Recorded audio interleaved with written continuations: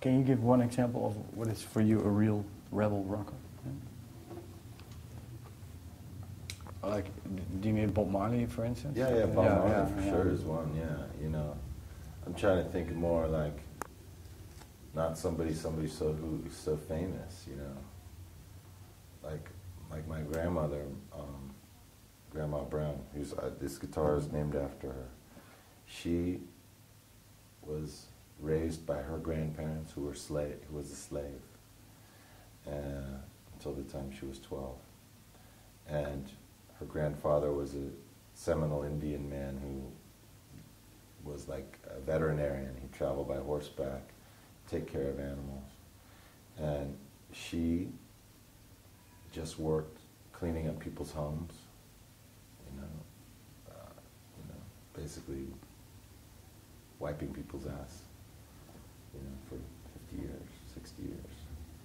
And I said to her one time, I said, didn't you ever hate the people that you work for? They treat you so badly, they don't respect you, they don't pay you any money, hardly at all, you know. And she said, Michael, you know, the people that I love the most in my life, I love them all I can of my heart. And the people who don't love me, I just don't deal with them. You know, so like for me, that's like really, she's like a rebel rocker, you know. For 96 years she lived just doing that type of stuff, you know.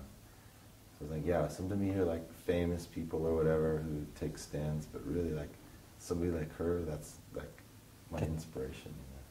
That's the real rebel. Yeah, that's the real rebel. Yeah. Yeah. So don't waste your energy. Yes. To people who don't respect you. Yeah. Give everything you have to those who you do. Yeah. Yeah. That's a beautiful thought. Okay.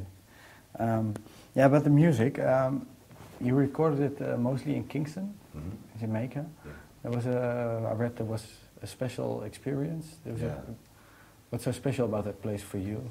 Well, the first thing is that Jamaica is a city, or I mean a country of music. Like everywhere you go, there's sound system playing all the time. And music there is not to be listened to in your iPod. It's to be played on the sound system. So it's a communal experience, you know, and that makes the music be different. It makes it being about dancing. It makes it being about lyrics that really engage you in terms of what's happening in your life or in your or on your street, you know. And